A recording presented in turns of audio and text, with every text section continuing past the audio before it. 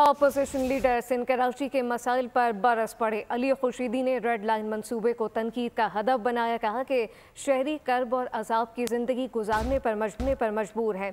ये मंसूबा शहरियों के लिए अजाब बन चुका है। रास्ते में स्कूल और यूनिवर्सिटी आते हैं। वज़ीर ट्रांसपोर्ट और मेयर कराची शहरियों से माफ़ी मांगे। लाइन की जो कंप्लीशन डेट 2026 बताई गई है, ये भी एक झूठ है।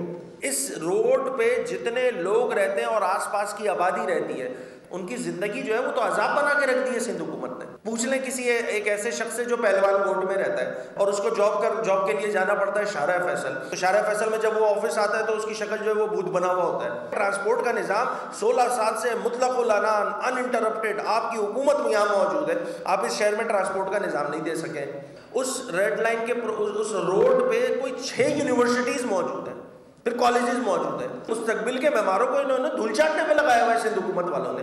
इनको माफ़ी मांगनी चाहिए आगे जो इतने अरसे से इन्होंने इस प्रोजेक्ट को जो है वो डिले पे डिले। सब्सक्राइब करें और बेल दबाएं ताकि कोई खबर रह न जाए।